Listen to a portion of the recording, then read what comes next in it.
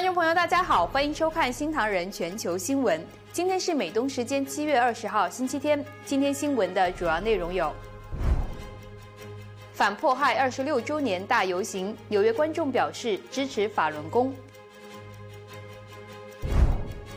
日本自民党参院选举落败，石破茂无意放弃执政；台风尾帕横扫中国南部，14级强风折断大树。中国大陆电动车行业乱象，虚报销量骗补贴。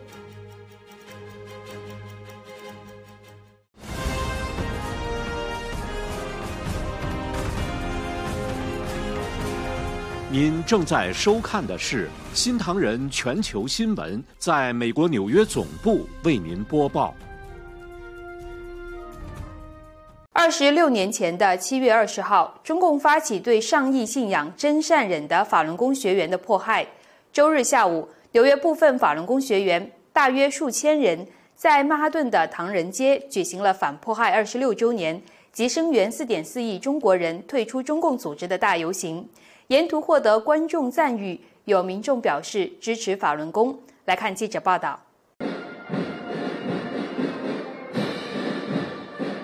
游行由天国乐团军乐队打头阵，气势磅礴，演奏了法轮大法好、神圣的歌、凯旋等曲目，雄壮的音乐格外振奋人心。紧接着，巨型的转法轮中英文书模、大法是创世主的智慧等大型横幅，还有法轮功的动功功法展示，以及彩旗队、太鼓队等一一亮相，吸引现场民众的目光。从来没看过这么大阵仗。I like the music. I like the uniform, the yellow and white. 挺震撼的啦，有这么大的规模啊，挺不容易的。整个游行队伍从中国城最热闹的沃街出发，沿途经过林则徐广场、东百老汇以及曼哈顿大桥等重要地标，让当地华人看得目不转睛。一袭白衬衫、黑西裤，人人气质不凡。数百名来自神韵艺術團的藝術家及工作人員，格外吸引觀眾的目光。我好支持法輪功啊！點解呢？佢害人嘅中共應該一早就反咗㗎啦。而家好在美國支持法輪功，推翻佢。For them and I like it. The parade is so good, and I'm just enjoying watching them.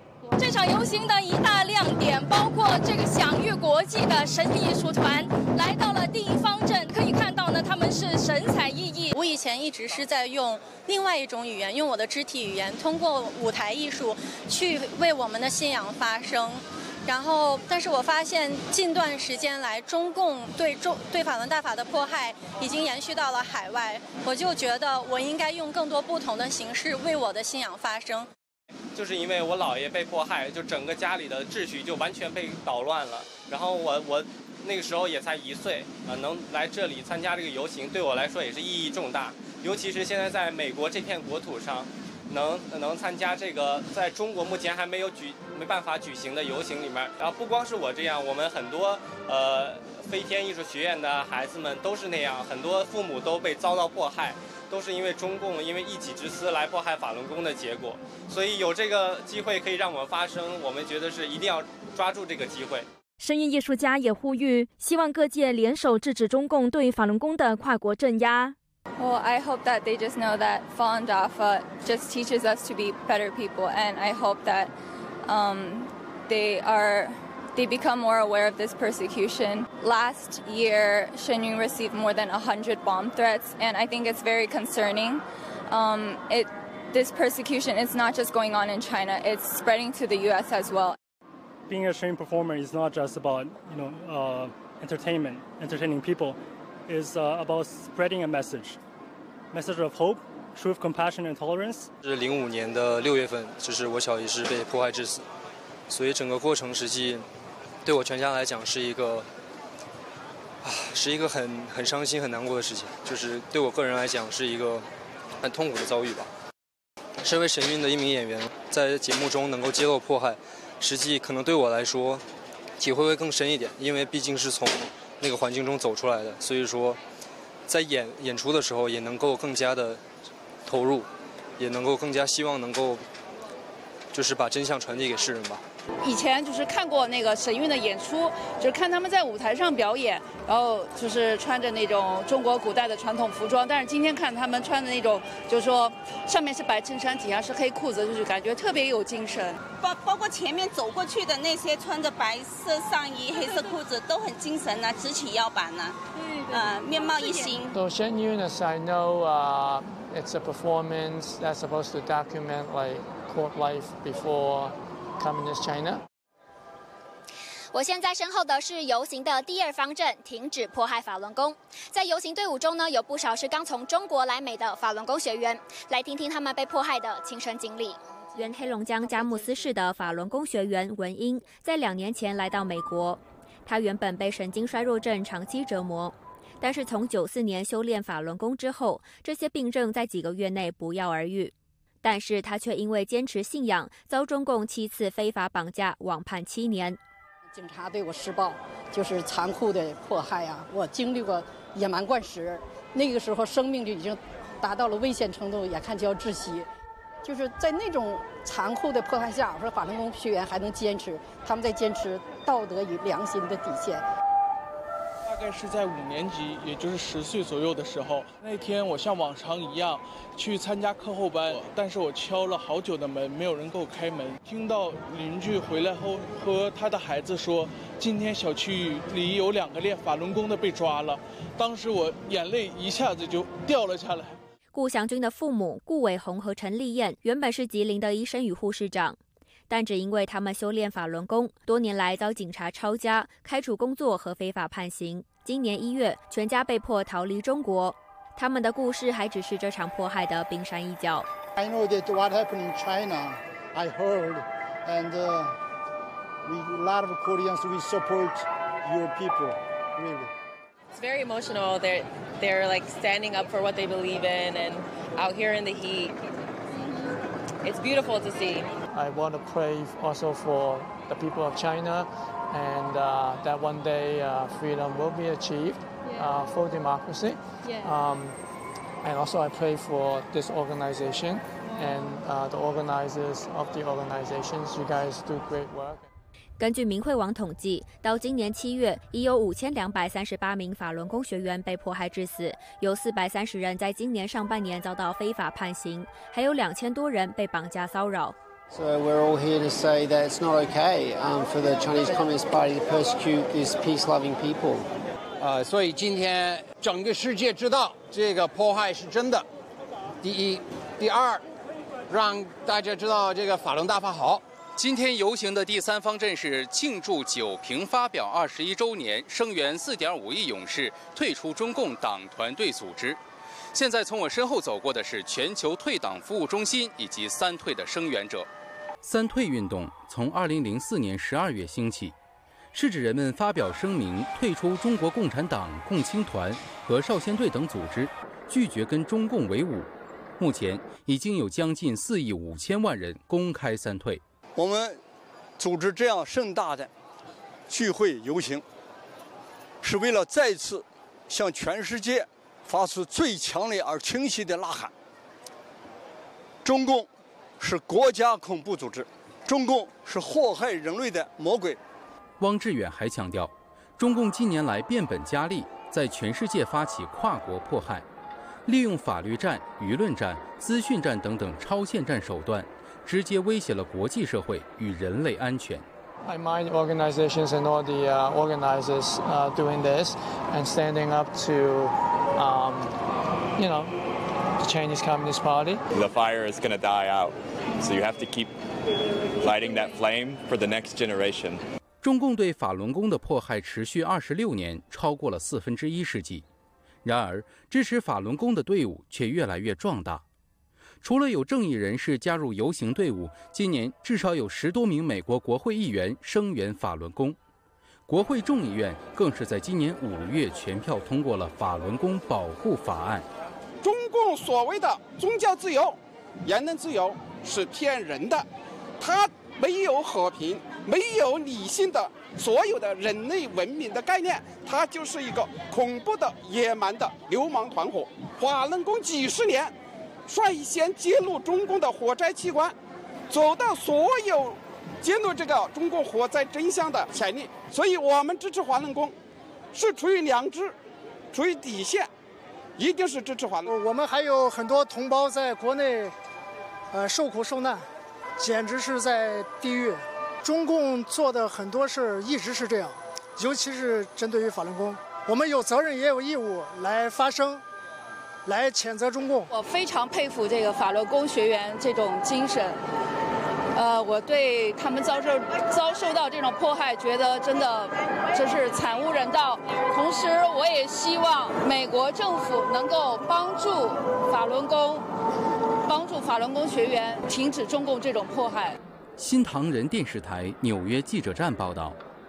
在法轮功反中共迫害26周年之际，旅美维权活动家陈光诚接受了本台记者专访。陈光诚赞扬了法轮功在帮助世人认清中共邪恶本质方面做出的历史性贡献，并严厉谴责中共对法轮功的跨国镇压。其实法轮功一个非常非常大的历史性的贡献就是九平共产党的问世。九平共产党问世，让中共这个魔鬼政权在世人面前现出了原形，清晰的让世人认清了中国共产党，而且清晰的把中国传统的优秀文化和共产党这个外来邪恶政权所带来的红色病毒区分开来。今年的7月20号呢，马上就是法轮功学员反迫害的26周年，然后中共对那个法轮功现在的迫害也是一直在急剧的升级。您在此时此刻有没有什么看法？共产党对于任何一个要求共产党遵守中国自己的法律，要求共产党这个把老百姓的权利还给老百姓的这样的人、组织、国家，向来他都把他视为敌人。在共产党灭亡之前，他都不会停止以这些被他视为敌人的组织个人为敌。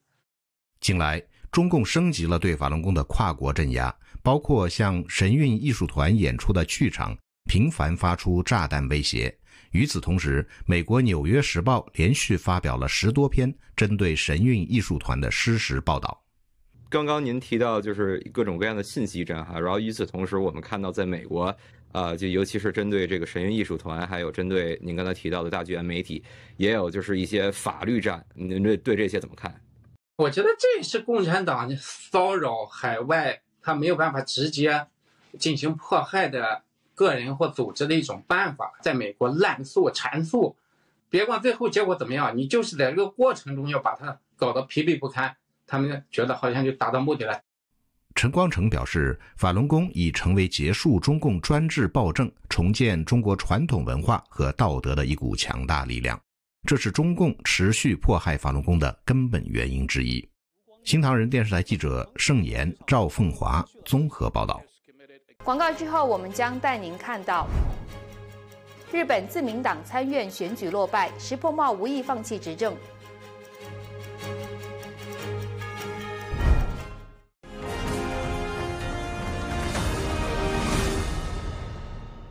日本第27届参议院选举周日投票，根据21号凌晨最新的计票结果，自民党、公民党两党无法维持参院过半数的席位，已成定局。即便如此，日本首相石破茂当天表示，当下正处在日美关税谈判的关键时刻，他有责任继续担任首相职务。在这次日本参议院的选举中，自民党和公民党联盟需要拿下125个改选席位中至少50席，才能保住参议院席位的控制权。不过，截至当地时间21号凌晨3点，两党仅获得46席，改选前两党则有66席。加上现有席位，执政党共获得121席，在野党119席，8席未决。The key challenge that is facing the ruling coalition of the Komeito and the LDP is that the LDP itself is incredibly unpopular, and that Mr. Ishiba is seen as being unable to control his party, much less the entire diet and its business. 随着物价攀升，尤其是大米价格的高涨，民众对政府的应对措施感到不满。这时，主张减税和增加福利支出的右翼参政党等在野党引起了选民的共鸣。減税とか、やっぱ今のその経済、日本人のその庶民の。面对自民党可能没办法保住参议院的多数席次，日本首相石破茂在开票中途告诉媒体，他郑重地接受严酷的结果。但鉴于现在正处在日本与美国进行关税谈判的关键时期，他打算继续担任首相和党魁职务，表示自民党仍然是最大党，必须深刻意识到自己的责任。在野的立宪民主党、日本维新会以及国民民主党高层则都表态，不考虑与自民党组成大联合政府。外界认为，不管石破茂继续执政还是下台，日本政局恐怕都将面临一波较大动荡。新唐人电视台记者易静、池晓综合报道。周日，美国总统川普发文表示，他将帮助那些逃离阿富汗去往阿联酋，但被阿联酋拘留多年的阿富汗人，免于他们被交给塔利班恐怖分子遣返回阿富汗。周日，美国总统川普在真相社交网站上发文写道：“从现在开始，我会竭力拯救他们，并附上一篇关于被关押在阿联酋的阿富汗人的文章，描述他们现在面临被遣返、再次回到阿富汗的可怕境遇。”此前有媒体报道，塔利班政权正追捕大约200名前阿富汗政府士兵和警察，并杀害他们的事件，引发国际社会对流亡的阿富汗人处境的关注。2021年，塔利班推翻了美国支持的阿富汗政府，阿富汗人大量流亡。拜登政府将大约20万阿富汗人安置在美国，而阿联酋也同意暂时安置从喀布尔撤离的数千名阿富汗人。今年早些时候，作为更广泛打击非法移民政策的一部分，川普下令暂停美国难民计划，4月份撤销了美国境内的数千名阿富汗人临时保护身份。周日，川普的声明显示，他可能会软化对阿富汗难民的立场，或帮助他们在其他国家寻找庇护。西唐人电视台记者于良、赵嘉林综合报道。下面请看一组新闻简讯。面对令民怨沸腾的天水市贺石培新幼儿园集体铅中毒事件，中共甘肃省级调查组成立8天后，于7月20日发布结论称，中毒原因是厨师用颜料给餐点染色，否认为环境污染所致。涉案园长、投资人及厨师等6人被批捕，麦积区教育局长等17人被调查，问责还涉及市级以上官员。不过，官方所称中毒原因未获公众接受，许多人将矛头指向国企运营的铅锌矿污染。此前，甘肃2006年2起大规模铅中毒事件均与企业污染有关。南华早报周日援引多位消息人士称，美国总统川普可能参加今年10月底在韩国举行的亚太经合组织峰会，并与习近平会面，也可能在峰会之前访问中国。本月初，美国国务卿卢比奥在会见中共外长王毅后，曾告诉记者，双方都强烈希望两国元首举行会晤。周六，越南下龙湾一艘观光船因突遇暴风雨，伴随闪电和冰雹，导致船只翻覆。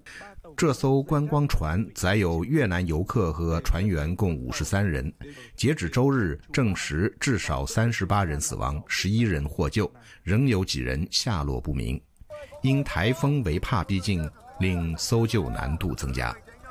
新唐人电视台记者曾文先、张小雨综合报道。周日，台风尾帕横扫中国南部沿海地区，给广东和海南多个城市带来强风和洪水，机场的航班中断，高铁停驶。周日，尾帕在广东沿海登陆，带来14级大风和暴雨，树木90度折断，横倒在路边。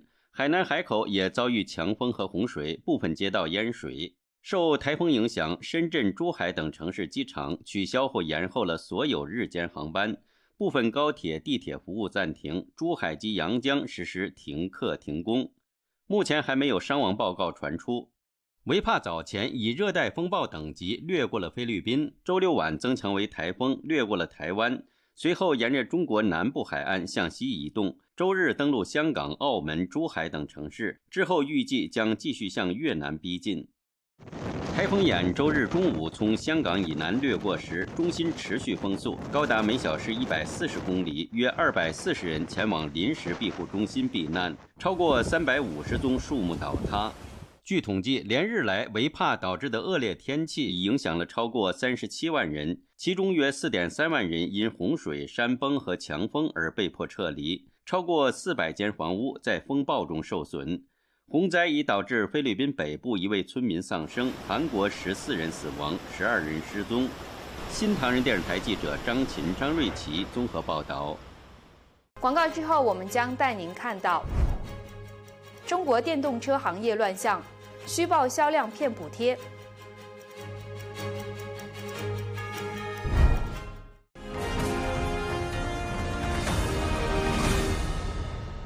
据路透社周日报道，经调查采访证实，中国电动汽车品牌哪吒和极客近年来为了提早获得电动车的补贴，一直通过将新车变为0公里二手车的方式来夸大销量。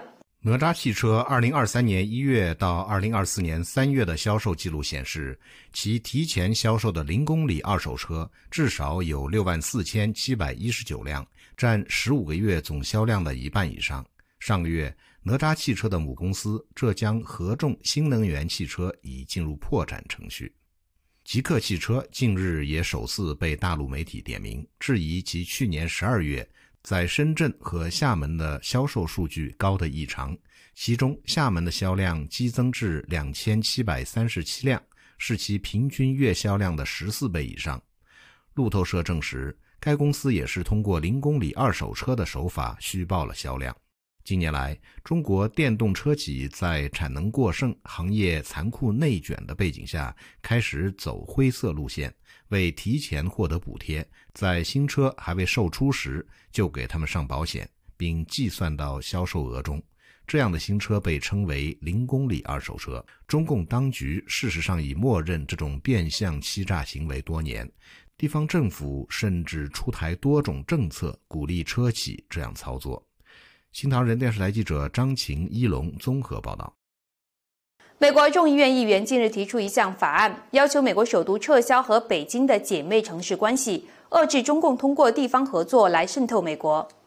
这项被称为哥伦比亚特区姐妹市联政法的法案，将禁止华盛顿特区政府与任何位于外国敌对国的辖区建立姐妹市关系。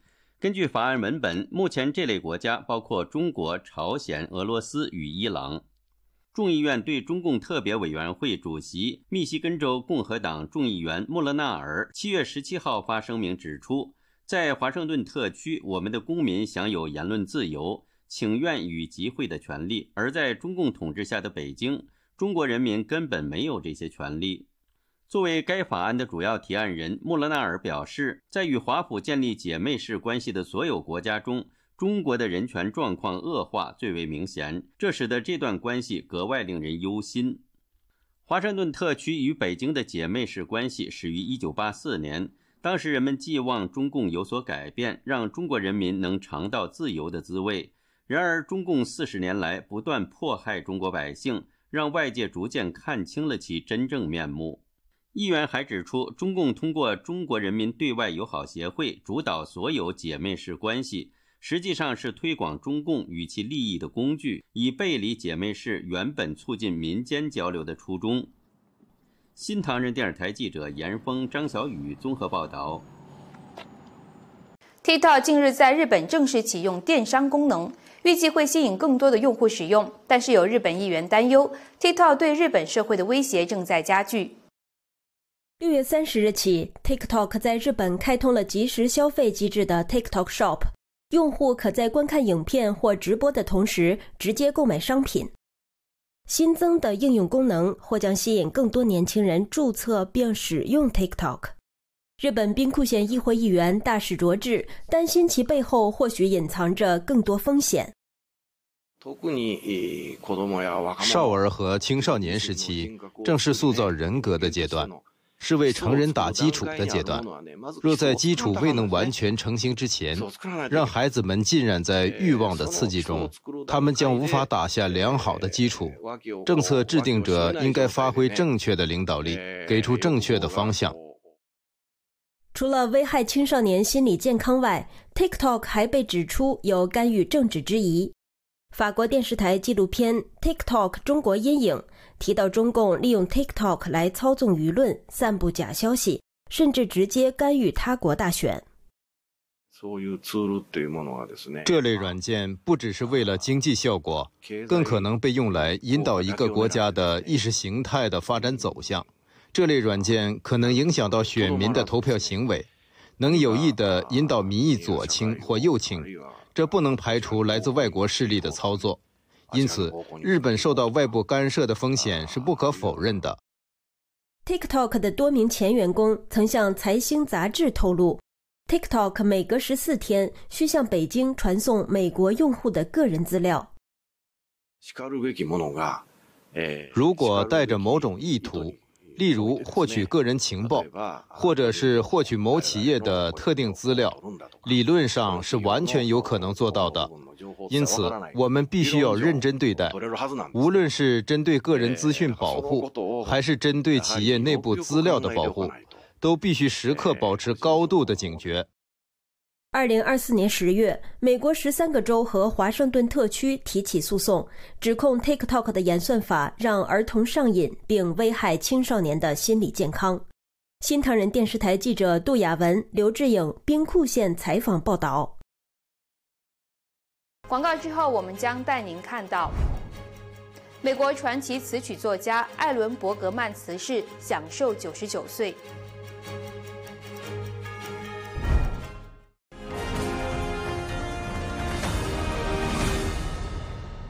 美国传奇作家艾伦·伯格曼辞世，享年99岁。他和已故的妻子携手创作超过半世纪，留下了许多脍炙人口的经典名曲。伯格曼在7月17号在洛杉矶家中安详辞世。他与妻子玛丽莲·伯格曼初次见面当天就共同写了一首歌，之后60年，他们从未停止一起创作，为许多电视、电影和舞台剧作词作曲。脍炙人口的作品包括《往日情怀》、《心灵的风车》等。他们曾获4次艾美奖、3次奥斯卡奖和2次格莱美奖，并荣登词曲创作名人堂。伯格曼偏好先有旋律，再写歌词，他们相信歌词就藏在音符的尖端，等待被发现。新唐人电视台记者徐哲、一龙综合报道。